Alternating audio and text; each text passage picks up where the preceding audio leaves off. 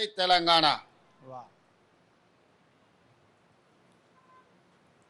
తెలంగాణ స్వరాష్ట్ర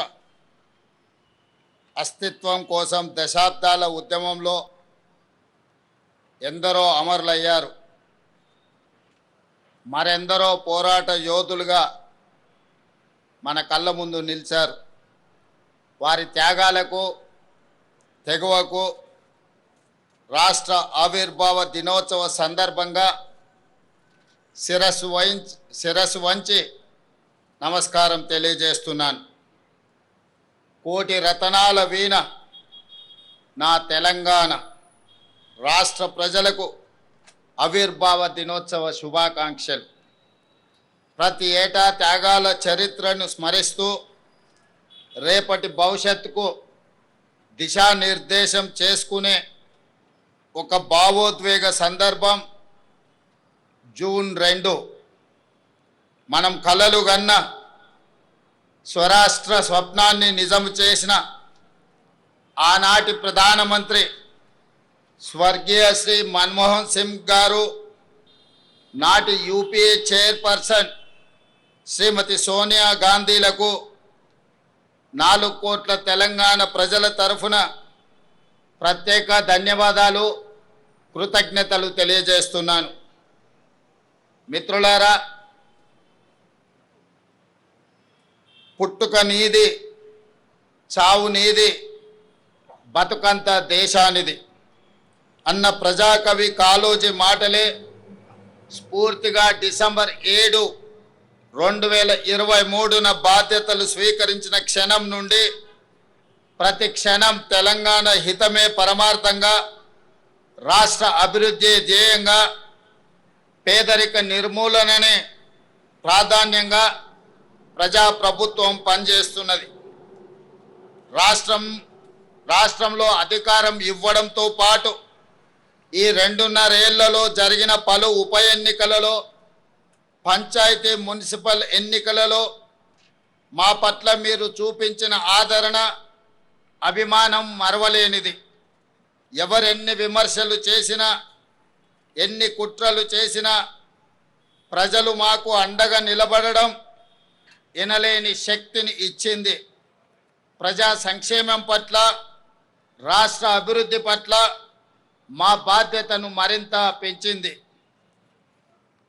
రైతులు, యువత, ఆడబిడ్డల ఆకాంక్షలు, ఎస్సీ, ఎస్టీ, బీసీ, మైనారిటీ, అగ్రవర్ణ పేద వర్గాల సామాజిక న్యాయం, సమగ్ర అభివృద్ధి సాధన కోసం పలు విధాన నిర్ణయాలు తీసుకుంటూ, కార్యాచరణ చేసుకుంటూ 2.5 ఏళ్లుగా నిరంతరం శ్రమిస్తున్నాం.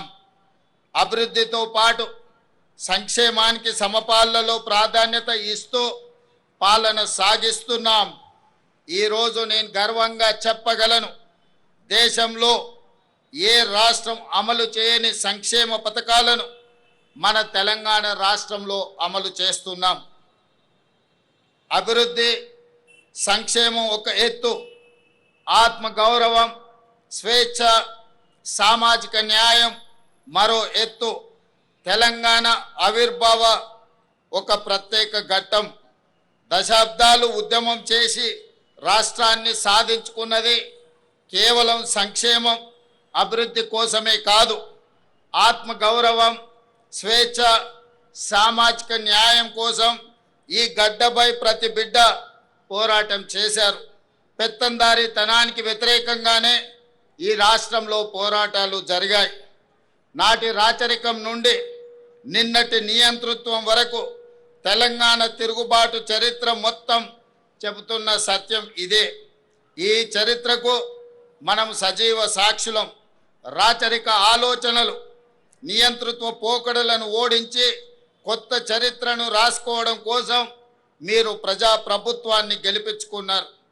ఈరోజు ప్రజల మనోభావాలకు మేము ప్రతినిధులం, సమాజ ఆకాంక్షలకు మేము వారధులం. అందుకే మీరిచ్చిన ఈ అవకాశాన్ని మేము అధికారం అని సంబోధించడం లేదు, మమ్మల్ని మేము పాలకులుగా అనుకోవడం లేదు. మీకు సేవకులుగా బాధ్యత నిర్వహిస్తున్నాం. ప్రభుత్వం అంటే నలుగురు చేతుల్లో ఉండే పెత్తనం కాదు, 4 కోట్ల ప్రజల ఉమ్మడి ప్రతినిధి అని మేము భావిస్తున్నాం, బాధ్యతగా పనిచేస్తున్నాం. అందుకే ఇది కేవలం పరిపాలన చేసే ప్రభుత్వం కాదు, ప్రజాస్వామ్య ఆకాంక్షలను నెరవేర్చే ప్రజా ప్రభుత్వం అని గర్వంగా చెప్తున్నాం. మిత్రులారా, డిసెంబర్ 7, 2023న ప్రారంభమైన మన ప్రభుత్వం ప్రజలకు స్వేచ్ఛ, సామాజిక న్యాయం, సమాన అవకాశాలు కల్పించడానికి ప్రాధాన్యతను ఇస్తూ వచ్చింది. రకరకాల అడ్డంకులు అధిగమిస్తూ 30 నెలల్లోనే ప్రజల ఆశలు, ఆశయాలను నెరవేర్చడంలో విజయవంతంగా ముందుకు సాగుతున్నాం. సాగు భూమి, వ్యవసాయం, రైతు ఈ 3 తెలంగాణ ఊపిరి. వ్యవసాయం, వ్యవసాయ ఆధారిత పరిశ్రమలు, అనుబంధ రంగాల విషయంలో తెలంగాణ నెంబర్ 1గా ఉండాలన్న లక్ష్యంతో రైతుల జీవితాల్లో గణనీయ మార్పు తేవాలన్న సంకల్పంతో తెలంగాణ రైజింగ్ 2047 విధాన పత్రంలో ప్రాధాన్యత అంశంగా తీసుకున్నాం. ఈ విజన్ డాక్యుమెంట్ కేవలం కాగితాలపై ఉండే అక్షరాలు కాదు, ఆదిలాబాద్ నుండి అలంపూర్ వరకు, ఖమ్మం నుండి కొడంగల్ వరకు హరిత తెలంగాణను ఆవిష్కరించే ఆలోచన. ఈ లక్ష్య సాధనలో తెలంగాణలోని ప్రతి రైతు కూలీలే సారథులు. దీనికోసం ఈ విజన్ డాక్యుమెంటులో రూరల్ అగ్రికల్చర్ రీజియన్ ఎకానమీ రేర్గా అభివర్ణించి అభివృద్ధి చేసేందుకు రూపొందించిన పత్రం ఇది. రైతులు కేవలం పంటలు పండించడమే కాదు, వ్యవసాయ ఆధారిత పారిశ్రామికవేత్తలుగా తీర్చిదిద్దే దిశగా ఈ ప్రణాళిక ఉంటుంది. అగ్రికల్చరల్ ఎకోసిస్టమ్ అభివృద్ధి చేసి రైతులను శ్రీమంతులుగా చెయ్యాలన్నదే మా ప్రభుత్వం యొక్క సంకల్పం. 2025-26 అంచనాల ప్రకారం మన ఆహార ధాన్యాల ఉత్పత్తి రికార్డు స్థాయిలో ఉంది. 2,36,00,000 మెట్రిక్ టన్నులుగా నమోదైంది. ప్రజాప్రభుత్వం అందిస్తున్న ప్రోత్సాహకంలో వరి, మొక్కజొన్న, పత్తి పంటల విస్తీర్ణం గణనీయంగా పెరిగింది.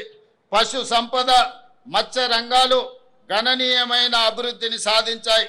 రైతులు విభిన్న పంటల ఉత్పత్తితో తెలంగాణను సకల పంటల క్షేత్రంగా తీర్చిదిద్దాల్సిన అవసరం ఉన్నది.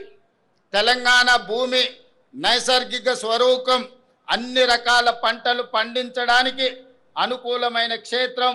ఈ వేదిక మీద నుండి తెలంగాణ రైతాంగానికి నేను విజ్ఞప్తి చేస్తున్నా, కొన్ని పంటలకే పరిమితం కాకుండా అన్ని రకాల పంటలను, కూరగాయలను, పండ్లను పండించడం ద్వారా తెలంగాణ రాష్ట్ర కీర్తి ప్రతిష్టల్ని ప్రపంచానికే చాటి చెప్పే అవకాశం ఉంది. ఆ దిశగా రైతులను ఆలోచన చేయవలసిందిగా నేను మనవి చేస్తున్నాను. ఈ రైతుల కార్యసాధకులు కావాలంటే అప్పు లేని పరిస్థితి ఉండాలి. అందుకే రైతుల నెత్తిపై ఉన్న అప్పుల భారాన్ని తగ్గించే ఉద్దేశంతో ఒకేసారి 2 లక్షల వరకు పంట రుణాల మాఫీ చేశాం. 20,616 కోట్ల రూపాయలు రైతు ఖాతాలో వేసి 25 లక్షల పైగా రైతు కుటుంబాలను రుణ విముక్తులను చేశాం. వ్యవసాయానికి ఉచిత విద్యుత్తును కొనసాగిస్తూనే విద్యుత్తు పంపు సెట్లకు సౌరశక్తితో నడిచే పంపు సెట్లను ఏర్పాటు చేస్తున్నాం. తద్వారా అదనంగా ఉత్పత్తి అయ్యే విద్యుత్తును గ్రిడ్కు అందించి రైతులకు అదనపు ఆదాయం వచ్చేలా ప్రయత్నం చేస్తున్నాం. ఈ 2.5 ఏళ్లలో వ్యవసాయానికి, రైతు సంక్షేమానికి 1,56,496 కోట్ల రూపాయలు ఖర్చు చేశాం. రైతు భరోసా పెట్టుబడి సాయం కింద ఇప్పటికే 27,529 కోట్ల రూపాయలు నేరుగా రైతుల ఖాతాలలో వేశాం. మిత్రులారా, రైతులు దళారుల బారిన పడి మోసపోకూడదని రైతులు పండించిన పంటలు ప్రభుత్వమే కనీస మద్దతు ధర చెల్లించి కొనుగోలు చేస్తుంది. ఎంత భారమైనా సరే చివరి గింజ వరకు పంట ఉత్పత్తులను కొనడానికి రాష్ట్ర ప్రభుత్వం ప్రయత్నం చేస్తుంది.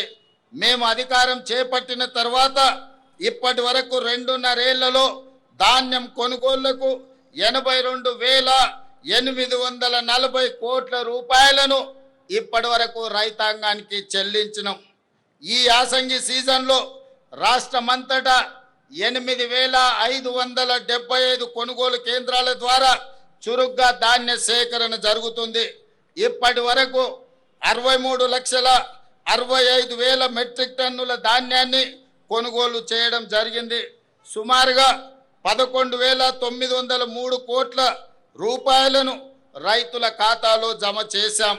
అకాల వర్షాల వల్ల ధాన్యం తడిసిపోయినా ప్రతి రైతుకు నష్టం జరగకుండా దాదాపు 10,000 మెట్రిక్ టన్నుల తడిసిన ధాన్యాన్ని ప్రభుత్వం కొనుగోలు చేసింది.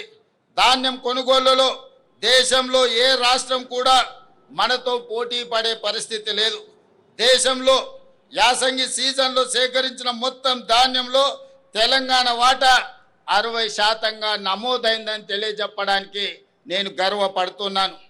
గతంలో ఎన్నడూ లేని విధంగా రాష్ట్రంలో మొక్కజొన్న పంటలు సాగు భారీగా పెరిగింది. ఈ యాసంగిలో సుమారు 16 లక్షల ఎకరాల్లో మొక్కజొన్న, 4 లక్షల ఎకరాల్లో జొన్న సాగు చేసి తెలంగాణ రైతులు కొత్త చరిత్రను సృష్టించారు. మొక్కజొన్న కొనుగోళ్లకు సుమారు 4,275 కోట్లు, జొన్న కొనుగోళ్లకు ఇప్పటి వరకు 1,154 కోట్లు రాష్ట్ర ప్రభుత్వము ఈ భారాన్ని మోసింది. అదేవిధంగా మిత్రులారా, సాగునీటి రంగానికి ప్రాధాన్యతను ఇస్తూ తెలంగాణ నీటి కోసం దశాబ్దాలు గోసపడింది. 10 ఏళ్ల గత పాలనలో సైతం పరిస్థితులు మారలేదు. కృష్ణా గోదావరి జలాల్లో మన వాటాలు తేల్చి ప్రాజెక్టులు పూర్తి చేసే విషయంలో మన ప్రభుత్వం చిత్తశుద్ధితో ఉంది. ఈ విషయంలో ఏ వేదికపైన రాజీ పడకుండా లౌక్యంతో, రాజకీయ విజ్ఞతతో పని చేస్తున్నాం. 2004లో కాంగ్రెస్ ప్రభుత్వం జలయజ్ఞం కింద చేపట్టిన ప్రాజెక్టులు 2014-15లో ప్రారంభమైన ప్రాజెక్టులు కొన్ని ఇప్పటికీ అసంపూర్తిగా ఉన్నాయి. పెండింగ్లో ఉన్న ప్రాజెక్టులపై అవసరమైన భూసేకరణ చేపట్టి వీటిని పూర్తి చేయాలని ప్రభుత్వం పట్టుదలతో పనిచేస్తుంది. ఇవి పూర్తయితే ఆశించిన మేరకు కొత్త ఆయకట్టుకు నీరు అందుతుంది. తెలంగాణకు వరప్రదాయిని ప్రాణహిత చేవెళ్ల ప్రాజెక్ట్ తిరిగి ప్రాణం పోసే ప్రయత్నం మన ప్రభుత్వం చేస్తున్నది. మహారాష్ట్ర ముఖ్యమంత్రి గారికి గత సంవత్సరం నుంచి చర్చలు చేస్తున్నాం, లేఖలు రాస్తున్నాం. వారితో చర్చించి తుమ్మిడిహెట్టి బ్యారేజీ దగ్గర బ్యారేజీ నిర్మించే కార్యాచరణ చేపడుతున్నాం. గత ప్రభుత్వం 1,00,000 కోట్లతో నిర్మించిన కాళేశ్వరం ప్రాజెక్టు 3 ఏళ్లకే కుంగిపోయింది. దీనికి మరమ్మతులు చేయించే భారం ప్రభుత్వంపై పడింది. ప్రజా శ్రేయస్సు ప్రయోజనాల దృష్ట్యా మేడిగడ్డ, అన్నారం, సుందిళ్ళ బ్యారేజీలను పునరుద్ధరించే పనులను మొదలు పెట్టాము. అదేవిధంగా మిత్రులారా, తెలంగాణ శక్తి స్త్రీ శక్తి. 1,00,000 మంది మహిళలను కోటీశ్వరులను చెయ్యాలన్న సంకల్పంతో ప్రజా ప్రభుత్వం వినూత్న కార్యక్రమాలు చేపట్టింది. ఈరోజు ఆర్థిక సాధికారితలో తెలంగాణ మహిళ దేశానికి ఆదర్శంగా నిలుస్తుంది. పొదుపు నుంచి పారిశ్రామికత వరకు తమ శక్తిని చాటి చెబుతుంది. ప్రజా ప్రభుత్వం అందిస్తున్న ప్రోత్సాహంతో పురుషులతో సమానంగా మహిళలు అన్ని రంగాలలో రాణిస్తున్నారు. మన మహిళా సంఘాలు ఇప్పుడు ఆర్థిక శక్తి కేంద్రాలు. ఆడబిడ్డలను పారిశ్రామికవేత్తలుగా తీర్చిదిద్దే క్షేత్రాలు. బ్యాంకు లింకేజ్, స్త్రీ నిధి ద్వారా ఈ సంఘాలకు 1,00,000 కోట్లు రుణాలు ఇవ్వాలని లక్ష్యంగా ప్రభుత్వం పెట్టుకుంది. ఇప్పటికే 60,000 కోట్ల రూపాయలు 0 వడ్డీ రుణాలను పంపిణీ చేశాం. 5 లక్షల రుణ పరిమితిని 10 లక్షలకు పెంచాం. ఇందిరమ్మ క్యాంటీన్లు సౌర విద్యుత్తు, పెట్రోల్ బంకులను మహిళలను నేడు యజమానులుగా రాష్ట్ర ప్రభుత్వం అవకాశం ఇచ్చింది. 1000 బస్సులకు వాళ్ళు ఓనర్.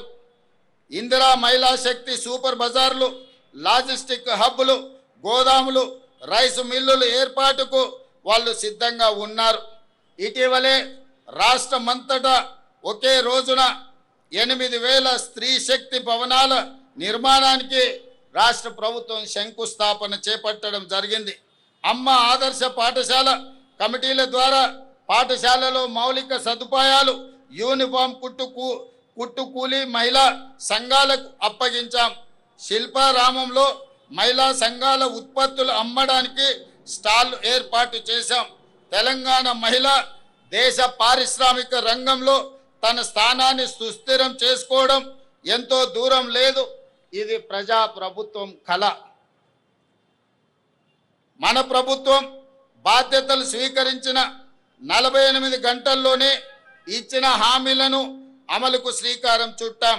ఆడబిడ్డల ఆశీస్సులతో ఏర్పాటైన ప్రజా ప్రభుత్వం తొలి పథకాన్ని ఆడబిడ్డల సంక్షేమం నుంచే మొదలుపెట్టింది. ఆర్టీసీ బస్సులో మహిళలకు ఉచిత ప్రయాణ సదుపాయం అందిస్తున్న మహాలక్ష్మి పథకం విజయ పథంలో కొనసాగుతుంది. ఈ పథకం ద్వారా రాష్ట్రంలో ఆడబిడ్డలు దాదాపుగా 10,000 కోట్ల రూపాయలు ఆదా చేసుకోగలిగారు. ఇది నాకెంతో సంతోషాన్ని, ఆనందాన్ని, సంతృప్తినిచ్చే సందర్భం అని తెలియజేయడానికి నేను ఆనందపడుతున్నాను. మహాలక్ష్మి పథకంలో రాష్ట్రంలో 42,90,000 కుటుంబాలకు 500 రూపాయలకే ఎల్పిజి గ్యాస్ సిలిండర్ అందిస్తున్నాం. గృహజ్యోతి కింద 53,09,000 పేద గృహాలకు 200 యూనిట్లను ఉచిత విద్యుత్తును మనం అందిస్తున్నాం. అదేవిధంగా మిత్రులారా, తెలంగాణ అంటేనే పోరాటం. తెలంగాణ పోరాటంలో ముందు భాగాన నిలబడి కొట్లాడింది నిరుద్యోగ యువకులు. అందుకే నిరుద్యోగ సమస్యను శాశ్వతంగా పరిష్కరించాలన్న ఆలోచనతో యువతకు ఇచ్చిన మాట ప్రకారం ఉద్యోగాల ప్రక్రియను విజయవంతంగా చేపట్టాం. లీగల్ సమస్యలు, లిటిగేషన్లకు ఆస్కారం లేకుండా కొలువులను భర్తీ చేశాం. ఉద్యోగ నియామక ప్రక్రియలో పారదర్శకతను పునరుద్ధరించాం. తెలంగాణ పబ్లిక్ సర్వీస్ కమిషన్తో పాటు ఇతర నియామక బోర్డులను పూర్తిగా సంస్కరించుకున్నాం. గ్రూప్ 1, గ్రూప్ 2, గ్రూప్ 3, గ్రూప్ 4తో పాటు మెగా డిఎస్సి, వైద్య ఆరోగ్య శాఖలో వరుసగా నియామకాలను చేపట్టాం. రికార్డు సమయంలో 67,763 పోస్టులను భర్తీ చేసి యావత్ దేశానికే తెలంగాణ రాష్ట్రం ఆదర్శంగా నిలిచింది. ఉద్యోగంలో చేరే ముందు అఖిల భారత సర్వీస్ అధికారులకు శిక్షణను అందించినట్టుగా నియామక పత్రాలు అందుకున్న 562 గ్రూప్ 1 అధికారులకు ఈరోజు మనము ఫౌండేషన్ కోర్సు ద్వారా శిక్షణను అందించి భవిష్యత్తులో తెలంగాణ అభివృద్ధిలో భాగస్వాములను చేయడానికి ప్రభుత్వం అన్ని చర్యలను చేపట్టింది. ఈ నెలలోనే టీజీపీఎస్సీ ద్వారా ఇంజనీరింగ్, పొల్యూషన్ కంట్రోల్ బోర్డ్, అటవీ శాఖ, టౌన్ అండ్ కంట్రీ ప్లానింగ్ మరియు విద్యాశాఖలో ఉద్యోగాల భర్తీకి నోటిఫికేషన్లు ఇవ్వడం జరుగుతుంది. నోటిఫికేషన్ల జారీ ప్రక్రియ నిరంతరం జరుగుతుంది. అదేవిధంగా మిత్రులారా, ఈ రాష్ట్ర ప్రభుత్వం విద్యకు అత్యంత ప్రాధాన్యతనివ్వాలని నిర్ణయం తీసుకున్నది. విద్య ఒక్కటే పేదరికాన్ని రూపుమాపగలదని నేను సంపూర్ణంగా విశ్వసిస్తున్నాను. పేదరికం రూపుమాపాలంటే సమాజంలో కుల మతాల అంతరాలు తగ్గడానికి ఆస్కారం ఉంటుంది. ఇంతటి ప్రాధాన్యత విద్యకు ఉంది. అందుకే ఇప్పటి వరకు ఏ ముఖ్యమంత్రి చెయ్యని విధంగా విద్యాశాఖను నా దగ్గర పెట్టుకొని తెలంగాణ ప్రభుత్వ విద్యలో విప్లవాత్మక సంస్కరణలకు శ్రీకారము చుట్టాము. కేంద్ర ప్రభుత్వం 2 రోజుల క్రితం విడుదల చేసిన పర్ఫార్మెన్స్ గ్రేడింగ్ ఇండెక్స్లో తెలంగాణకు చాలా మంచి స్థానం లభించింది. ఇది మా కృషి ఫలితం. తెలంగాణ పబ్లిక్ స్కూళ్ళ ఏర్పాటు నుండి యంగ్ ఇండియా ఇంటిగ్రేటెడ్ రెసిడెన్షియల్ స్కూళ్ళ వరకు ప్రతి ప్రయత్నంలో విద్యా వ్యవస్థ బలోపేతం, విద్యార్థులకు నైపుణ్యం, పాఠశాలల్లో అత్యున్నత మౌలిక సదుపాయాల కల్పననే లక్ష్యంగా ఈరోజు పని చేస్తున్నాం. రాష్ట్రంలో 65 ఐటీఐలు, పాలిటెక్నిక్ కళాశాలను అడ్వాన్స్డ్ టెక్నాలజీ సెంటర్లుగా పునరుద్ధరించాం. యంగ్ ఇండియా స్కిల్ యూనివర్సిటీని ఏర్పాటు చేశాం.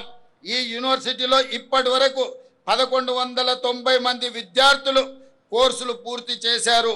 వీరిలో 838 మంది విద్యార్థులు ఉద్యోగాలు సాధించడం ఆనందంగా ఉంది.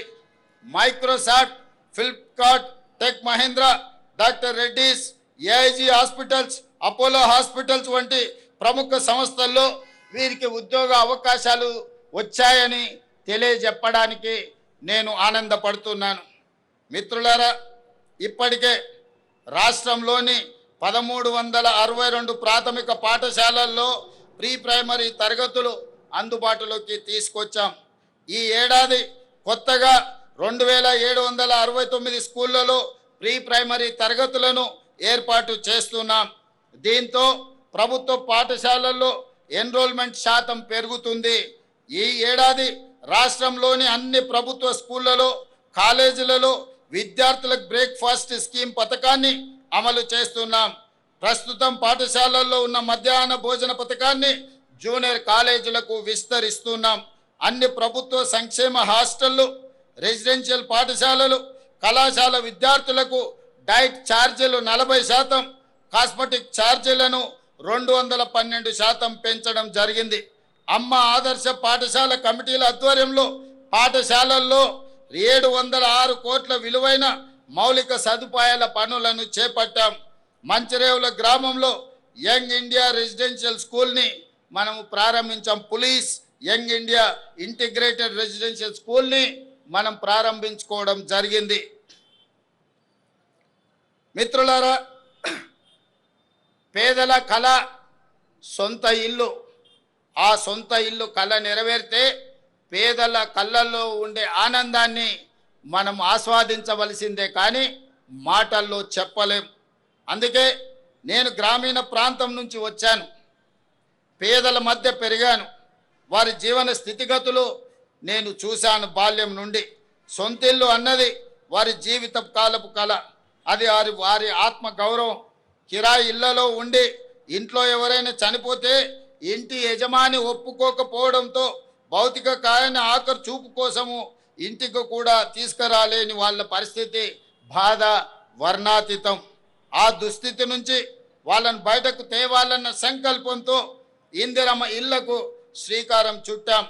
ఇది నా ఇల్లు అని పేదవాడు ధైర్యంగా ఆత్మగౌరవంగా బతికే పరిస్థితి రాష్ట్రంలో తీసుకువస్తున్నాం. అందుకే మొదటి విడత 22,500 కోట్ల రూపాయలు కేటాయించి 4,50,000 ఇందిరమ్మ ఇళ్లను మంజూరు చేశాం. గత ఫిబ్రవరిలో ఈ పథకాన్ని ప్రారంభించుకున్నాం. కేవలం 13 నెలల కాలంలోనే రాష్ట్రంలో 1,20,000 ఇండ్లను పూర్తి చేసుకొని నిన్ననే ఆదిలాబాద్ జిల్లా నుంచి రాష్ట్రం నలుమూలల ప్రారంభోత్సవం చేసుకున్నాం. మరొక 1,00,000 ఇండ్లు సెప్టెంబర్ నెల లోపల పూర్తి చేసుకొని సెప్టెంబర్ వరకు 2,20,000 ఇండ్లను పేదలకు అంకితం చేయడం ద్వారా పేదలను ఇంటి యజమానులుగా చేసి ఆత్మ గౌరవంతో బ్రతికే విధంగా ఈనాడు రాష్ట్ర ప్రభుత్వం ప్రయత్నం చేస్తుంది.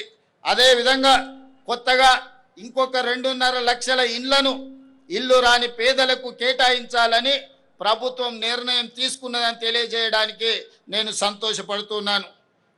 అదేవిధంగా మిత్రులారా, ఈ ఆర్థిక సంవత్సరానికి క్యూర్ పరిధిలో 1,00,000 ఇండ్లు, రాష్ట్రంలో ఇతర ప్రాంతాల్లో 2.5 లక్షల ఇండ్లు, మొత్తం 3.5 లక్షల ఇండ్లు మంజూరు చేశాం. ఆనాడు కాంగ్రెస్ ప్రభుత్వం స్వర్గీయ వైఎస్ రాజశేఖర రెడ్డి గారు ముఖ్యమంత్రిగా ఉన్నప్పుడు ఉమ్మడి రాష్ట్రంలో అమలు చేసిన ఇందిరమ్మ ఇండ్ల పథకంలో మంజూరై ఇప్పటికే అసంపూర్తిగా ఉన్న ఇండ్లను కూడా 2వ విడతలో పూర్తి చేయాలని నిర్ణయించాం. రాష్ట్ర అవతరణ దినోత్సవం కానుకగా నిన్న ఆసిఫాబాద్ జిల్లా కెరమేరి మండలం కొటారి గ్రామంలో మలి విడత ఇందిరమ్మ ఇళ్ల పథకానికి పునాది రాయి వేయడం జరిగింది. అదేవిధంగా మిత్రులారా, పేదవాడికి సొంత ఇల్లు ఆత్మగౌరవం అయితే రేషన్ కార్డు, ఆహార భద్రత, ఏళ్ళకేళ్ళకి ఎదురు చూస్తున్న కుటుంబాల ఆకాంక్షలను మా ప్రభుత్వం నెరవేర్చింది. రాష్ట్ర వ్యాప్తంగా 15,12,000 కొత్త రేషన్ కార్డులను జారీ చేశాం. ప్రస్తుతం రేషన్ కార్డులో 19,44,000 కొత్త సభ్యులను చేర్చడం జరిగింది. తద్వారా రాష్ట్రంలో 3,38,000 మంది ఈరోజు సన్న బియ్యం భోజనం చేయగలిగే పరిస్థితులు కల్పించాం. అదేవిధంగా మిత్రులారా, ఈ ఆధునిక యుగంలో కొన్ని సామాజిక రుగ్మతలు సమాజాన్ని వేధిస్తుండడం నాకు ఆవేదన కలిగిస్తుంది. ముఖ్యంగా వృద్ధుల సంరక్షణ విషయంలో కొన్ని సంఘటనలు ప్రభుత్వాన్ని కదిలించాయి. పిల్లలు కన్న తల్లిదండ్రుల సంరక్షణ బాధ్యతలు స్వీకరించకుండా వారిని వృద్ధాశ్రయంలో చేర్పించడం, చేతులు దులుపుకుంటున్న తీరు తీవ్రమైన ఆవేదనను కలిగిస్తుంది. ఈ విషయంలో ఏదో ఒకటి చేయాలన్న సంఘర్షణ నుంచి వచ్చిన ఆలోచన ఒక పటిష్టమైన వృద్ధుల సామాజిక భద్రతకు భరోసా ఇచ్చే చట్టాన్ని రాష్ట్ర ప్రభుత్వం రూపొందించింది. తల్లిదండ్రుల పోషణ, జవాబుదారీతనం, పర్యవేక్షణకు చట్టం తెచ్చి ప్రభుత్వ ఉద్యోగులతో పాటు ప్రజాప్రతినిధులను ఇందులో చేర్చాం. ఎవరైనా ప్రజాప్రతినిధులు కానీ, ప్రభుత్వ ఉద్యోగులు కానీ, ప్రైవేట్లో పెద్ద ఉద్యోగాలు చేసేవాళ్ళు కన్న తల్లిదండ్రులను చూసుకోకపోతే వాళ్ళ జీతాలలో 15% కోత విధించి ప్రత్యక్షంగా తల్లిదండ్రుల ఖాతాలో వేయడం ద్వారా ఆ వృద్ధాప్యంలో తల్లిదండ్రులకు రక్షణ కల్పించే చట్టాన్ని తెలంగాణ రాష్ట్ర ప్రభుత్వము అమలు చేస్తున్నదని తెలియజేయడానికి ఈ సందర్భంగా నేను సంతోషపడుతున్నాను. మిత్రులారా, అదేవిధంగా గిగ్ వర్కర్ల చట్టం, ఈ చట్టం కూడా మన రాష్ట్రంలో సుమారు 4 లక్షల మంది గిగ్ వర్కర్లు పనిచేస్తున్నారు. ఎండనక, వాననక, పగలనక, రాత్రనక 24 గంటలు నిరంతరం సేవలు అందిస్తున్నారు. వారి ఉద్యోగాలకు, జీవితాలకు ఇన్నాళ్ళు భద్రత లేదు. వారి ఉద్యోగ భద్రత కోసం ఈనాడు ఒక చట్టం చేశాం. అందులో రాహుల్ గాంధీ గారి చొరవకు నేను అభినందనలు తెలుపుతున్నాను. గిగ్ వర్కర్ల సంక్షేమం కోసం మన ప్రభుత్వం చేసిన చట్టం ఇప్పుడు ఇతర రాష్ట్రాలకు ఆదర్శంగా నిలిచింది. 12 సంవత్సరాలు పెండింగ్లో ఉన్న 73 రకాల ఉపాధి రంగాలకు కార్మికుల కనీస వేతనాలు నోటిఫై చేశాం. దీని ద్వారా స్కిల్ వర్కర్లకు 25.9% మరియు అన్స్కిల్డ్ వర్కర్లకు 34.95% వేతనాలను పెరిగాయని కార్మిక సోదరులకు తెలియజేయడానికి నేను సంతోషపడుతున్నాను. అదేవిధంగా పోరాట యోధులను గుర్తించాలని, తెలంగాణ అమరవీరుల కుటుంబాలను, తెలంగాణ ఉద్యమకారులను గుర్తించడానికి మనం కమిటీ నియమించుకున్నాం. వారి అమరవీరులు, పోరాట యోధులే తెలంగాణ రాష్ట్రం. వారి త్యాగాలకు విలువలేని రాష్ట్రం జీవం లేని శరీరం లాంటిదని నేను భావిస్తాను. అందుకే తెలంగాణ రాష్ట్రం కోసం పోరాడిన యోధులను గుర్తించి వారికి, వారి కుటుంబ సభ్యులకు తగిన న్యాయం చేయాలన్న ఆలోచనతో, లక్ష్యంతో కేశవరావు గారు, కోదండరామ్ గారి నాయకత్వంలో కమిటీని నియమించాం. ఆ కమిటీ నివేదిక ఆధారంగా తెలంగాణ పోరాట యోధులందరినీ సముచిత రీతిన సత్కరించి వారి పట్ల చిత్తశుద్ధిని చాటుకుంటామని తెలియజేస్తున్నాను. మిత్రులారా, చాలా విషయాలు మాట్లాడాల్సినవి ఉన్నాయి. కానీ ఎండ తీవ్రత ఎక్కువగా ఉంది. చాలామంది ఎండ చాలా అంటే చాలా తీవ్రంగా ఉంది కాబట్టి మిగతా విషయాలు మనం రాతపూర్వకంగా ఇచ్చిన బుక్లెట్లో ఉంటాయి. చివరగా ఈ ఉపన్యాసాన్ని ఎండ తీవ్రతను దృష్టిలో పెట్టుకొని దాని కొంత సంక్షిప్తంగా ఇందులో పూర్తి చేస్తాం. రాతపూర్వకమైన వివరాలన్నిటిని కూడా అందించాం రాష్ట్ర ప్రజలందరికీ. మీడియా మిత్రులు కూడా దీన్ని పరిగణలోకి తీసుకోవాల్సిందిగా కోరుకుంటూ ఈరోజు చివరగా ఒకే ఒక్క మాట నేను చెప్పదలుచుకున్నాను. మిత్రులారా, దేశంలోనే కాదు ప్రపంచానికే తెలంగాణను గేట్వేగా నిలబెట్టాలన్నది నా స్వప్నం. దానికి మార్గం తెలంగాణ రైజింగ్ 2047 విజన్ డాక్యుమెంట్. 2034 నాటికి $1 ట్రిలియన్ ఎకానమీగా, 2047 నాటికి $3 ట్రిలియన్ ఎకానమీగా తెలంగాణ ఉండాలన్నది ప్రజాప్రభుత్వం యొక్క సంకల్పం. దీనికి ప్రజలందరూ అండదండలు కావాలి. మీ అందరి సహకారం, ఆశీర్వాదంతో ఈ లక్ష్యాన్ని చేరుకుంటామన్న విశ్వాసం నాకు సంపూర్ణంగా ఉన్నది.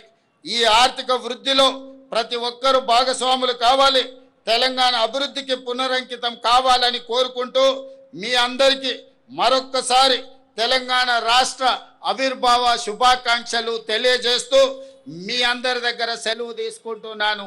జై హింద్, Thank జై you. తెలంగాణ.